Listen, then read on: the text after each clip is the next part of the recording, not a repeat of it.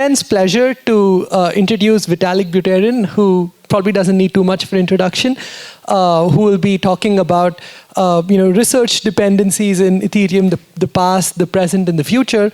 So just a quick introduction. Vitalik Buterin is the creator of Ethereum, and after discovering the blockchain technology and exploring its potentials in 2011, he co-founded the Bitcoin magazine. And in 2013, Vitalik wrote the Ethereum white paper, which outlined a vision of a generalized framework for hosting decentralized applications and contracts. And today he serves as the board member for the Ethereum Foundation, and he continues to push the boundaries of Ethereum forward as a researcher at the Ethereum Foundation as well. So Vitalik, on to you.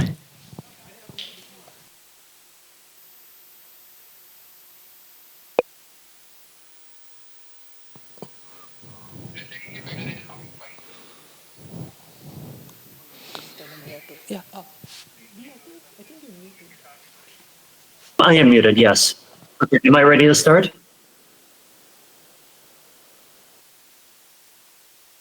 Okay, hold on one just second, let me open the slides up.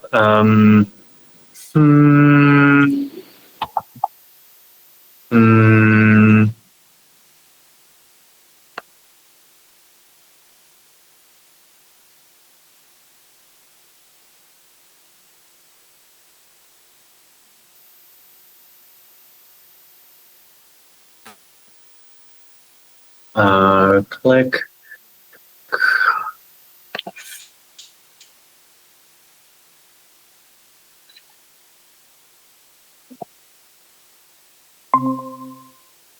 Okay, perfect. So, thank you all guys for coming. It's great. Glad to see so much interest in Ethereum from all of you guys in India, and excited to see what happens out of both this week and all of the other projects that are happening on Ethereum in the country.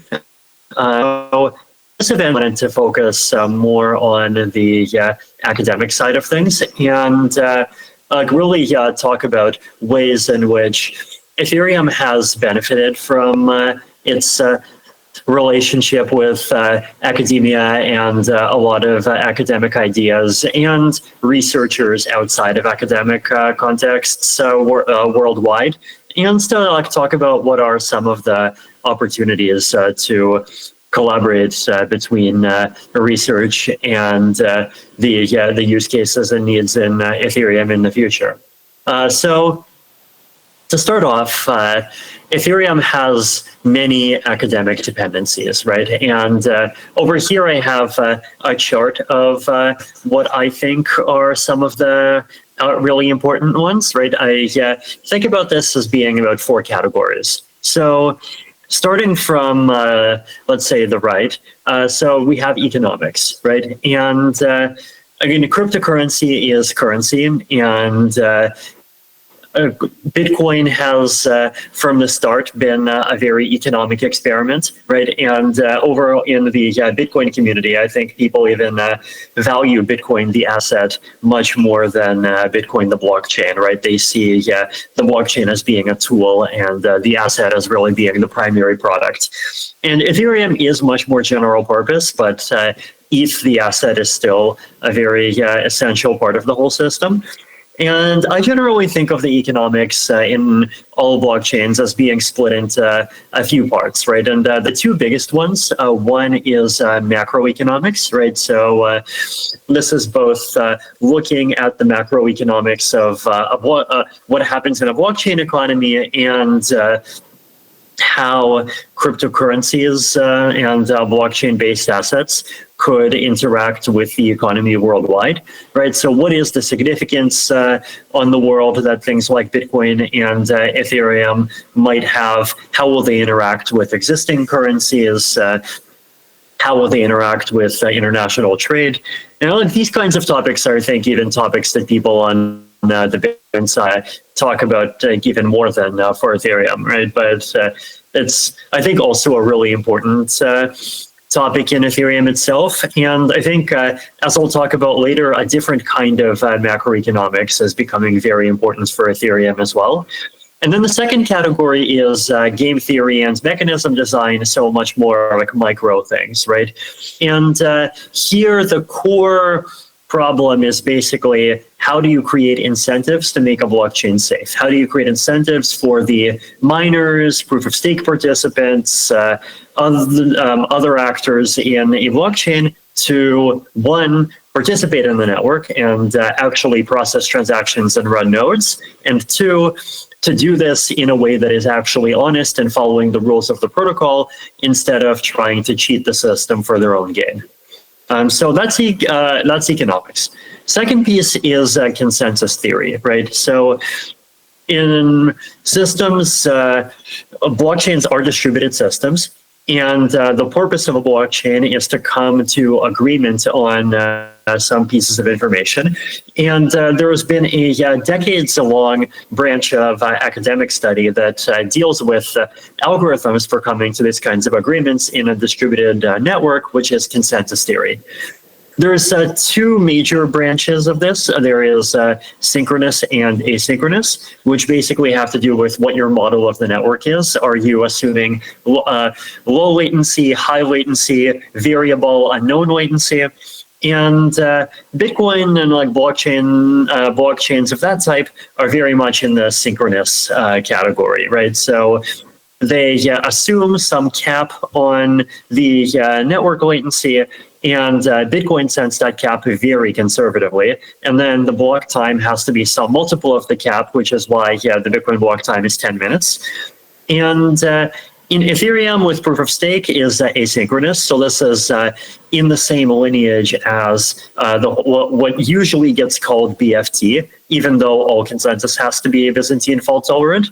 And this includes things like PT, Paxos, Tendermint, other fancier algorithms that have 1/5 fault tolerance. So a long 30-year branch of study here as well. So these algorithms are key to making proof of work and proof of stake blockchain safe, and to analyzing how safe specific ones are in practice.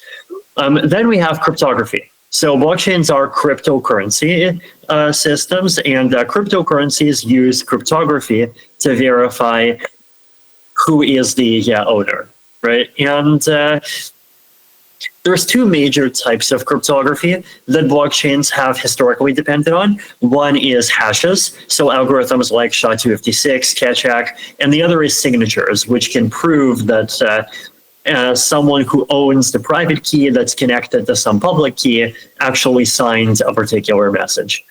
And then the fourth is what I would call general computer science, right? And I think the two big branches that Ethereum has benefited from, one is tree structures, right? So binaries, in Ethereum's case, Patricia trees, key value trees, different versions of binary trees. And then the other one is virtual machines, right? So Bitcoin has stack-based Bitcoin script. Ethereum has the stack-based Ethereum virtual machine. There's other virtual machines that are being designed. There's also high-level languages that compile to these virtual machines. So there's a lot of compiler theory involved. So I would say, these are the four major categories. Now, what we've also seen is that there's many more subtle dependencies here, right? So the EIP 1559 fee market, this is a feature that became part of Ethereum in 2021. This was inspired by academic auction theory. This was an idea that I had after going to SIG Econ 18 at Cornell in the US. And this was also reviewed by Tim Roughgarden, who is a major name theory mechanism design practitioner, and quite a lot of other people. So a lot of academic auction theory and a lot of mechanism design went into making EIP 1559 work. Then there were many academic contributions to the gas model. And the gas model was something that started off being done in a way that was like very intuitive and very non-rigorous. But then in 2016, there was a series of denial of service attacks that managed to really slow down the Ethereum chain and make it almost unusable for about 1.5 months. And out of this, we started taking more seriously the problem of how to formalize the gas model more. And we've actually seen contributions from all over the world for this. You know, like some from the US, some from Europe, quite a few from China recently. So the gas model is one of those things where anyone can just go and poke at any particular part of it and see how it can be improved. And then also many refinements to the specific version of proof of stake Ethereum uses Casper and LMD Ghost. Now, SNARKs have changed a lot for Ethereum. So the original, SNARKs, so succinct zero-knowledge proofs, have been this academic branch of computer science that has existed now for more than 30 years. So the PCP theorem started the whole field from way back in the 1980s. And the SNARKs really became viable in 2013. There was this algorithm that was designed by Eli Ben-Sasson and others from Israel. And this protocol was originally designed for a protocol called Zero Cash, which would bring privacy to Bitcoin. And then that ended up turning into Zcash, which was an independent cryptocurrency that is still going to this day. And SNARKs have really been important for basically all of the privacy use cases in Ethereum. So if anyone has used Railgun, then Rail depends on SNARKs. And also, the most powerful and the safest scalability ideas for Ethereum depend on the verification feature of a SNARK. The fact that you can use a SNARK to generate a proof for a computation where even if the original computation was very complex, the proof can be very cheaply verified. Now, all of these dependencies, they're going to change a lot in the future, right? And so one thing that's really important to appreciate is how Ethereum is changing completely over the first 15 years of its life, right? The Ethereum of 2030 is not the Ethereum of 2015.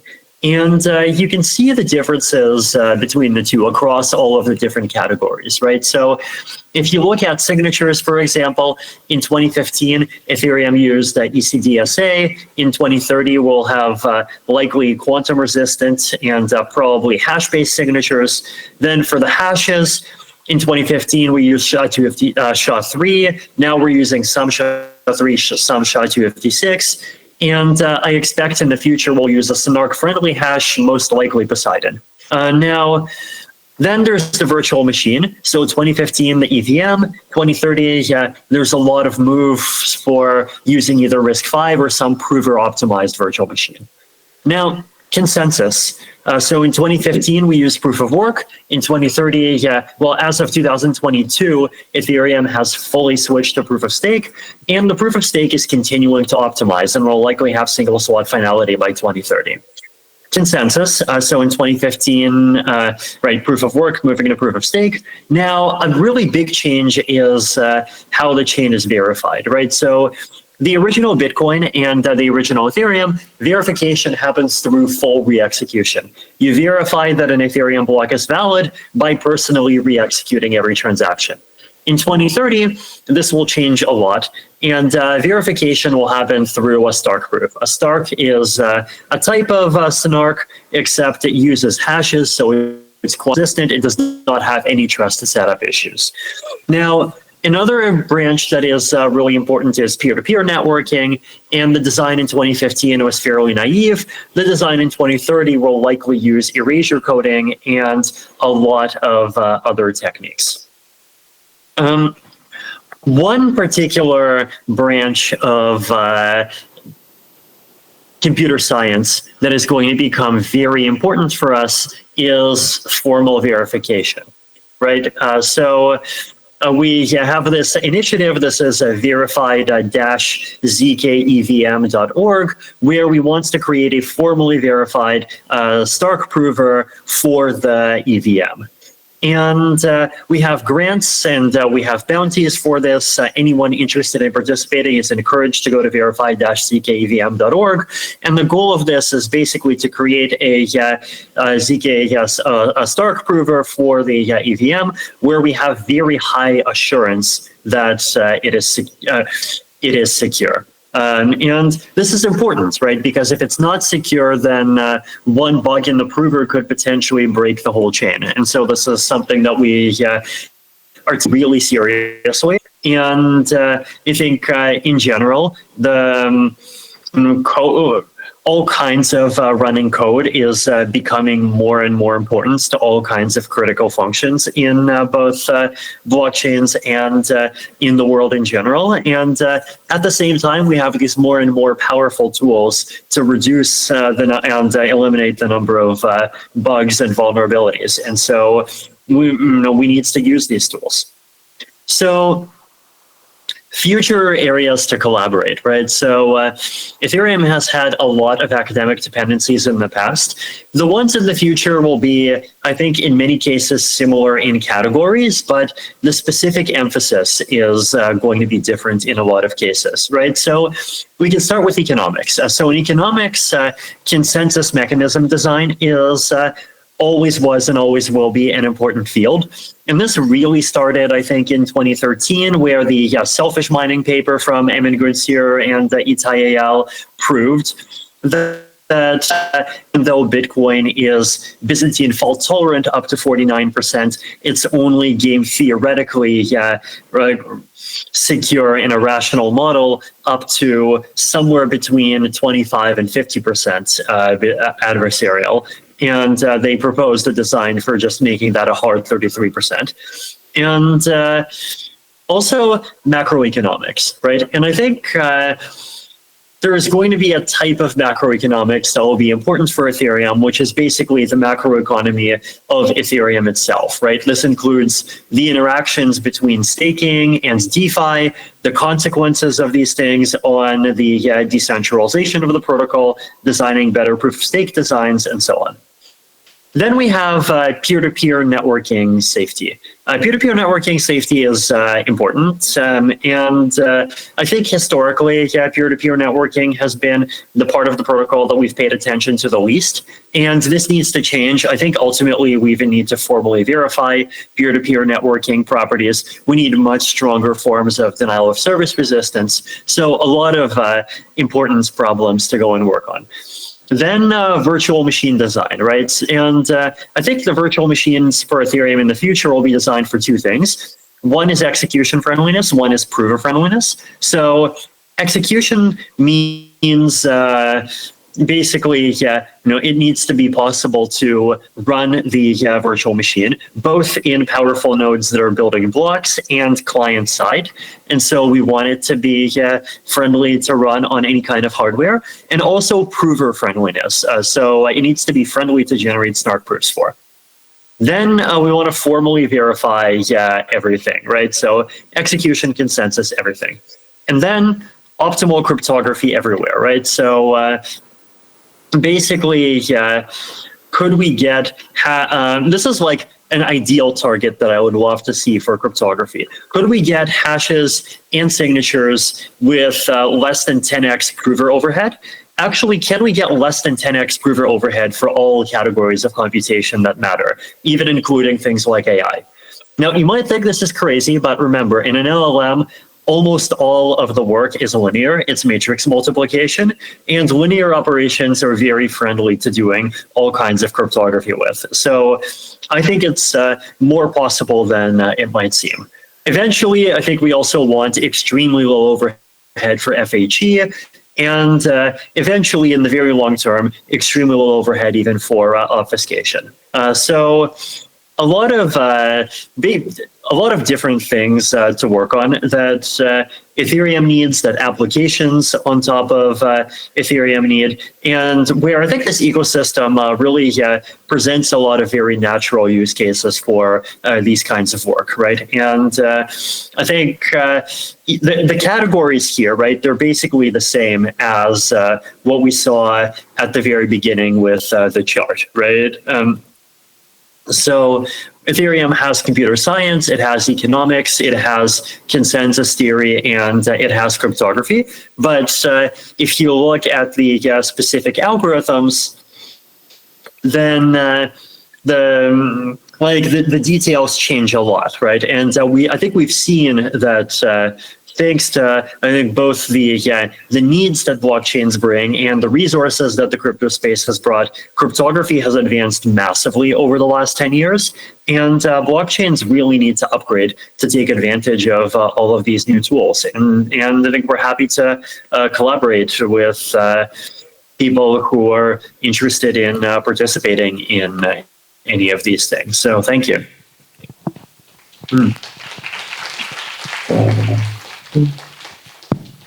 Okay, great. Thank you so much for the wonderful talk, Vitalik. It was very useful to know all the past dependencies that have been anchored on serious academic research, as well as shining the light on future areas of collaboration.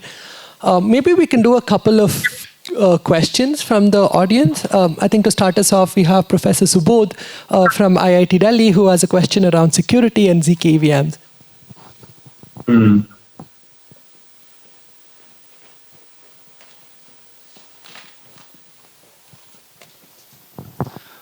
Thanks, Vitalik, for that talk. Very engaging, very inspiring. Just wanted to know, I mean, you did talk about the fact that, some of the goals in future would be to have execution friendliness as well as prover friendliness. And sometimes some of these objectives seem to be in a direct contravention with each other, just like transparency and privacy are. Because being prover friendly means having cryptography that is, as your slide stated, 10 times more efficient. And I just wanted to get a sense of how the community is thinking about getting both some sort of execution friendliness as well as prover friendliness. And the sub-question is, do you see in the security tooling space value for formal verification, be it ZK EVMs or traditionally for smart contracts? So I see there's a lot of formal verification community embedded in smart contract security, but do you see their relevance even for ZK EVM or other software that is being built in the Web3 space? Thanks. Okay, yes, very good questions, both. So on the trade-off between execution and prover friendliness, I agree that trade-off exists, right? So for example, the Poseidon hash function is far more prover friendly than SHA-256. Like it can be proven about 100 times more quickly than SHA-256 can. You can prove like 2 million hashes a second on the same laptop. But on the other hand, Poseidon is, I believe, about 10 times slower, right? And that's actually much better than it used to be. Like before we switched to 32-bit fields, Poseidon was, I think, like somewhere between 100 and 1,000 times slow. Because when I asked for like next questions, you lost connection. Between these two things, but I think in the short term there are some innovations that I think those actually right. Is if you look at the idea of switching from the EVM to RISC-V, then like this is better for execution because you remove the overhead of an interpreter, and it's also much better for provers because the EVM provers that exist today, they actually work by compiling EVM into RISC-V. And so if you do RISC-V directly, you can potentially remove an entire level of interpretation from the prover, right? Also on the hashing side, for example, moving from SHA to Poseidon it will increase execution time slightly by maybe a couple of %, but hashes are not the dominant part of execution time. And so this is just much more, like more than compensated by the fact that hashing is like a huge bottleneck on prover performance together with the VM, right? So I think in the short term, there are a lot of places that we have not taken that are just massive wins for both. But then in the longer term, there are real trade-offs that we have to grapple with, right? So like on the VM side, for example, like even RISC-V is not the optimal VM, right? And there's another choice where we can take a VM that is designed to be prover optimized, and then we can try to like trade off and make a design where this VM is both extremely prover optimized and is friendly for writing RISC-V in that VM. And then if we do that, then like we'll probably get a little bit slower performance, but at the same time, like the prover friendliness for pieces that don't use a RISC-V could end up being much higher, right? And so I think there's always a balance in both of these cases, right? And I think like the Ethereum core development process has, I think, implicitly discovered some ways to kind of formalize that trade-off, right? So like when designing gas schedules, for example, we already design around the assumption that we want a particular number of gas per second on a particular amount of hardware. And so I expect that type of optimization will just turn into a two-dimensional optimization problem, and we'll just have to have target numbers both for execution and for proving. On the formal verification side, I think, yes. So formal verification definitely needs to break out of just being for smart contracts and also be for the layer one, right? Because so the verified ZK EVM initiative that I mentioned, that is exactly for formally verifying a ZK prover of the EVM. So this is something that we think is critical for Ethereum's long-term scalability and security. And ultimately, like I think we also need to prove the consensus layer, for example, right? Prove that the Ethereum consensus layer does not have any bugs. Even prove the correctness and like the equivalence of different implementations. Potentially prove other properties of the system, and then eventually go full stack, right? So, no, I think in the medium and long term, these are hugely important problems for us. Wonderful. Yeah, thanks for that answer. Maybe we have time for like one other quick question, if anyone from the audience has one.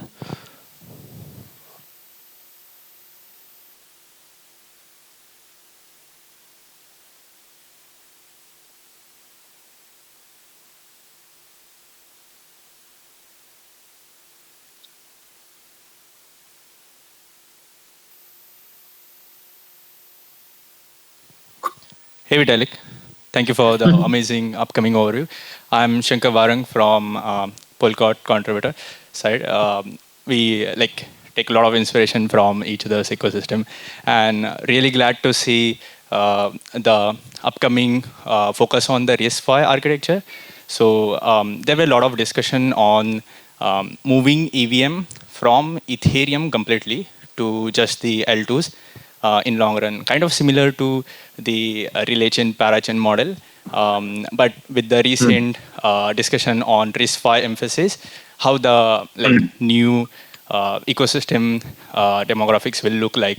Will this RISC-V EVM will exist on just the EVM or also on the L2s, or will L2s only have EVMs while Ethereum native chain will have RISC-V architecture?